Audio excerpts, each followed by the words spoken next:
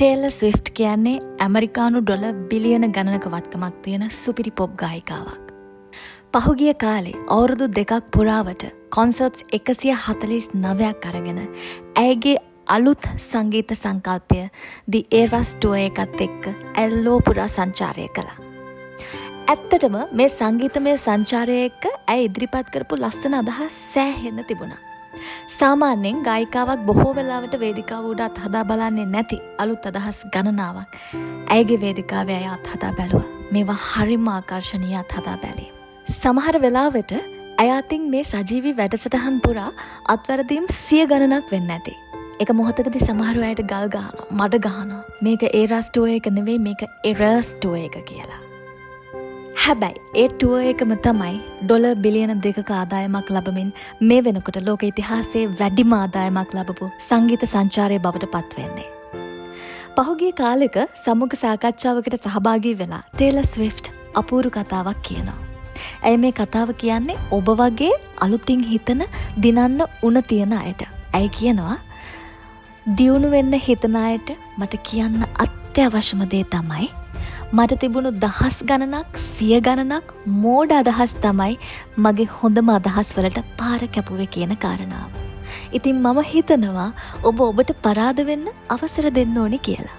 මම මගේ වැඩවලදී පරාද නොවී ඉන්න පුළුවන් තරම් උත්සාහ කරනවා. මොකද පරාජය මාව අපහසුතාවයට පත් කරන නිසා.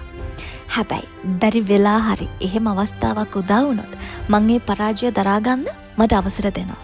මං හිතනවා ඔබත් එහෙම කරන්න ඕනි කියලා. ඔබට පේනවා නේද ඇය හිතන විදිය?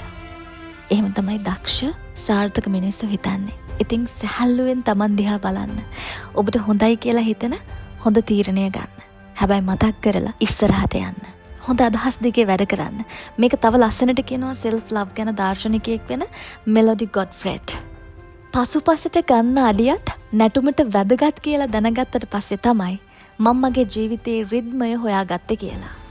ඩෙන්මාර්ක් ජාතික භෞතික විද්‍යාඥයෙක් වෙන නීල්ස් බෝර් කියනවා ඒකටම හරියන නියම කතාවක්. හොඳට අහගන්න. විශේෂඥයෙක් කියලා කියන්නේ හැම අත්වැරද්දක්ම කරපු කෙනෙක්. ඔහු කියනවා විශේෂඥයෙක් කියලා කියන්නේ හැම අත්වැරද්දක්ම කරපු කෙනෙක්ට කියලා. ඉතින් මට ඔබට කියන්න තියෙන්නේ මෙච්චරයි. මං මේ ඔබව තල්ලු කරන්නේ බලෙන් වැරදි කරන්න නෙවෙයි.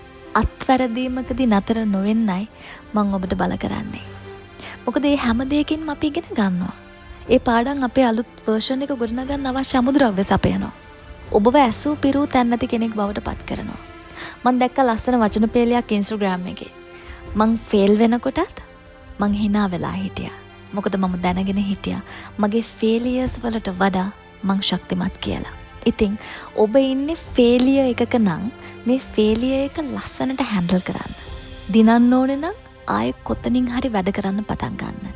ටිම් ග්‍රෝවර් කියන්නේ අභිප්‍රේරකයෙක් ඒ වගේම ව්‍යාපාරිකයෙක්. ඔහු කියනවා ඔබ බිමට වැටුනම එතන විනාඩි කිහිපයක් ඉන්න. තේරුම් ගන්න ඇයි ඔබ වැටුනේ පෙරදුනේ කියලා. මොකද වුනේ කියලාවත් දන්නේ නැත්නම් ඔබ ආයෙමත් වැටෙන්න පුළුවන්. ඉතින් මට වැරදිච්ච මම වැටුණු හැම වෙලාවකම මම තත්පර කිහිපයක් එහෙමම ඉන්නවා. මිනිත්තු කිහිපයක්, සමහරවිට පැය කිහිපයක්, දවස් කිහිපයක්, සති කිහිපයක් වෙන්නත් පුළුවන්. හැබැයි මම ආපහු නැගිට්ටම මම වෙනස් කෙනෙක්. මොකද මම පාඩම ඉගෙනගෙනයි නැගිටින්නේ. ඉතින් මං ඔබෙන් අහන්නේ මෙච්චරයි. ඔබ කාටද බය? ඔබ මොනවටද බය? ඇයි පොඩි අඩුපාඩුවක් Taman අතින් වුණාම ඔය තරම් හැංගෙන්නේ? ඇයි Taman අඩුපාඩුවක් කවදාවත් වෙලා නැති කෙනෙක් විදිහට මවන්න හදන්නේ? ඔබ හිතන්න තව අවුරුදු 200කින් පස්සේ මේ ඔබව ජජ් කරයි විනිශ්චය කරයි කියලා හිතන කවුරුත් මේ ලෝකේ නැහැ. ඔබත් නැහැ, මමත් නැහැ. ඔබ කාටවත් මතකත් නැහැ එතකොට. ඉතින් ඔබටත් අනුන්ටත් ඔබ කරන්න යන දේෙන් අයහපතක් වෙන්නේ නැත්නම්, කාටවත් ඔබින් කරදරයක් නැත්නම් ඔබ රැල්ලක් හදන්න බය වෙන්න එපා. හොඳ රැල්ලක් හදන්න. ඔබ වෙනුවෙන් දියුණු වෙන්න ඔබ වෙනුවෙන් ඔබේ දේ කරන්න ඕනේ. දැන් යන්න. ගිහින් වැඩ කරන්න. ඔබ මොන දේ කළත් ඒ හැම දෙයකම නිර්භීතකම එකතු කරන්න.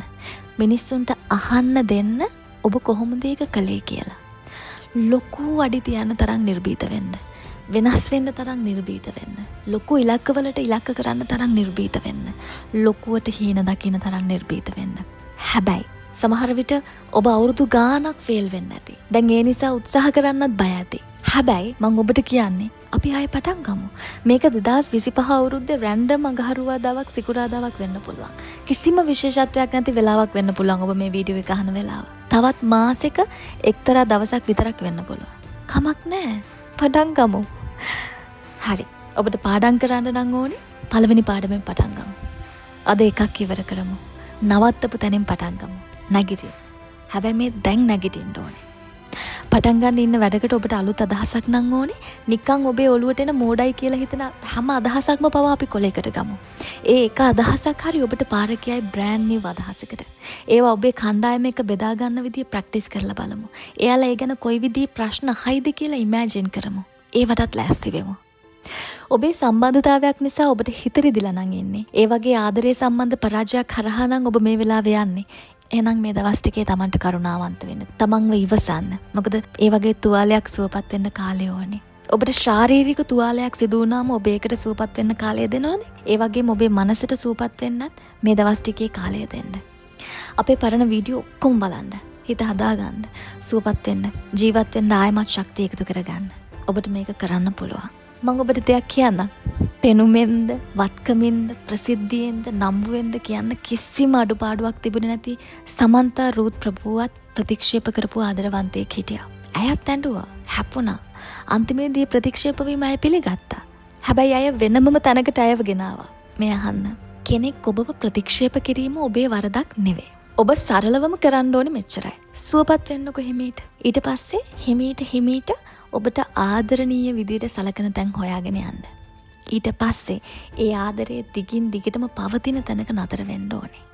එහෙම ආදරයක් හම්බ වෙනකල් සෙටල් වෙන්න එපා. දැන් ගැඹුරු හුස්මක් ගන්න.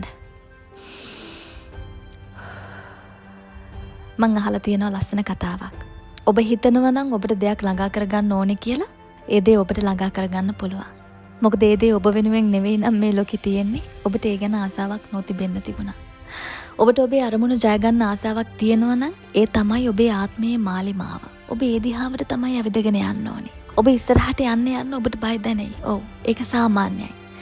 බය එක අතකින් අල්ලගෙන ආත්ම විශ්වාසය අනිත් අතින් අල්ලගෙන ඔබේ ගමන යන්න පටන් ගන්න. ඉතින් ඔබ හිතලා බලන්න.